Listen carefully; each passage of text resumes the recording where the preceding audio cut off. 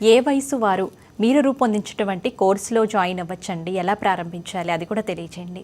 తప్పకుండా అండి. ఈ కోర్సు ఆబాల గోపాలం ఏ వయసు వారైనా సరే అధ్యయనం చేయవచ్చు. అయితే యువతరానికి చాలా చేరువుగా ఈ కోర్సు యొక్క మెటీరియల్ రూపొందించడం జరిగింది. నేను కొన్నింటిని మీ వద్ద ప్రస్తుతించదలిచాను. ఇవి గీతా విద్య టెక్స్ట్ బుక్స్ అన్నమాట. వీటిని పూర్ణ యోగా అనేటువంటి కార్యక్రమము, మరి అందులో 4 కోర్సెస్, దేహ జ్ఞాన యోగ జీవ అనేసి 4 కోర్సెస్ ఉంటాయి. ప్రతి కోర్సుకు సంబంధించి కూడా పాఠ్యక్రమాలు ఆయా టెక్స్ట్ బుక్కుల్లో ఉంటాయి. మరి ఈ టెక్స్ట్ బుక్కులు భగవద్గీతలో ఉన్నటువంటి శ్లోకాలు సంస్కృత శ్లోకాలు. అయితే వాటిని చదవటానికి తెలుగు అక్షరాలను మాధ్యమముగా, అంటే తెలుగు అక్షరాల ద్వారా సంస్కృత శ్లోకాలను చదివేటువంటి ఒక విసులుబాటు. అలా చేసి ట్రాన్స్లిటరేషన్ టెక్స్ట్ బుక్స్ అంటాం వీటిని. అలా తయారు చేయడం జరిగింది. ఒక్క తెలుగు భాషలోనే కాదు, తమిళము, మలయాళము, కన్నడ, బెంగాలీ, ఒరియా ఇలా 11 భాషలలో ట్రాన్స్లిటరేషన్ టెక్స్ట్ బుక్ని మేము రూపొందించాము. ఇంక్లూడింగ్ ఉర్దూలో కూడా ఈ ట్రాన్స్లిటరేషన్ టెక్స్ట్ బుక్స్ లభ్యమవుతాయన్నమాట. ఇక మీరు చూడవచ్చు, ఇక్కడ ఈ శ్లోకాల యొక్క పైన ఒక క్యూఆర్ కోడ్ ఉంటుంది.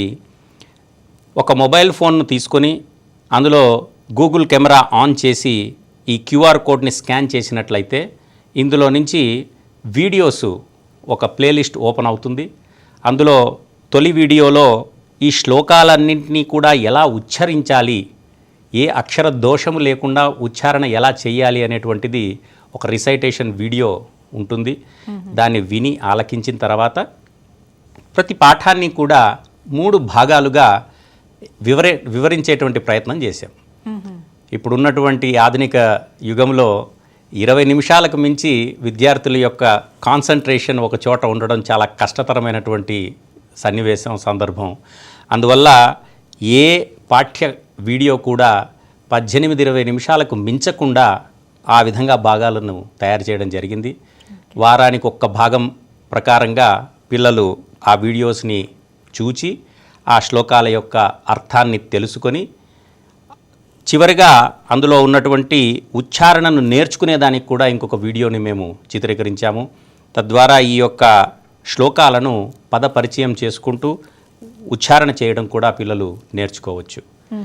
అంతేకాకుండా ఆయా శ్లోకాల యొక్క ట్రాన్స్లేషన్, సరళమైనటువంటి ఆంగ్ల అనువాదాన్ని కూడా ప్రతి టెక్స్ట్ బుక్లో మేము ఇవ్వడం జరిగింది.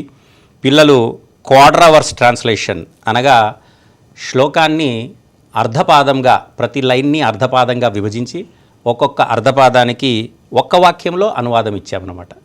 సో వీటినన్నిటినీ కూడా వారు అధ్యయనం చెయ్యాలి. ఇది టెక్స్ట్ బుక్కు సంబంధించినంత వరకు ఉన్నటువంటి కార్యక్రమం.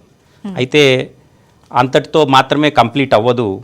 పిల్లలు టెక్స్ట్ బుక్లో గమనించి విని తెలుసుకున్న వాటిని కొన్ని యాక్టివిటీస్ ద్వారా వర్క్ బుక్లో వారు కంప్లీట్ చేయవలసి ఉంటుంది.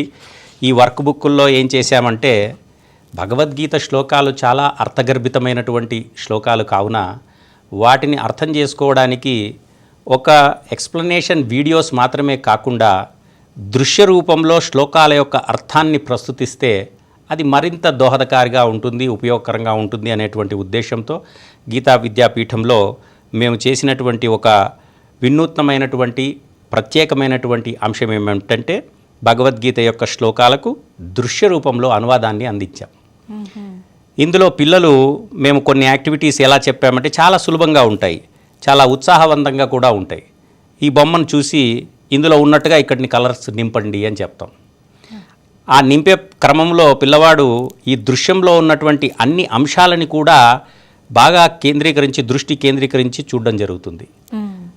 అప్పుడు ఈ బొమ్మ వారి యొక్క మస్తిష్క వాళ్ళ యొక్క మెదడులో ఇంప్రింట్ అవుతుందన్నమాట. అంటే ఇక్కడ ఒక ఇన్పుట్, ఈ రంగులు దిద్దడంతో ఆ ఇన్పుట్ ప్రాసెస్ అవ్వటం, ఆ తర్వాత ఈ దృశ్యాన్ని గురించి వారికి కలిగినటువంటి భావనను ఇక్కడ రాయమని, describe the picture in your own words అని అంటున్నాం.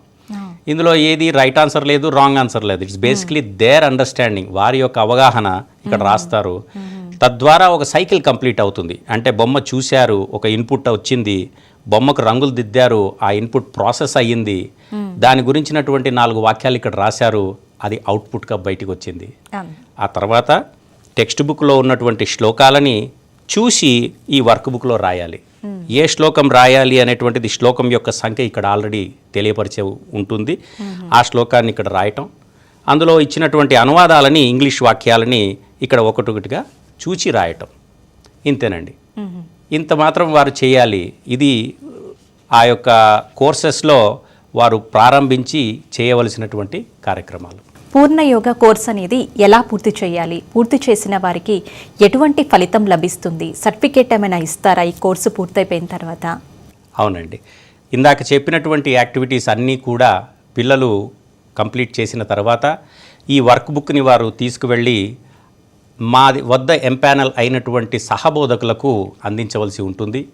అలా అందించిన తర్వాత సహబోధకు ఆ వర్క్ బుక్లో పిల్లలు చేసినటువంటి యాక్టివిటీస్ని అన్నింటినీ కూడా ఒకసారి పరీక్షించి వాటికి వ్యాలిడేషన్ కోడ్ని అలాట్మెంట్ చేయడం జరుగుతుంది.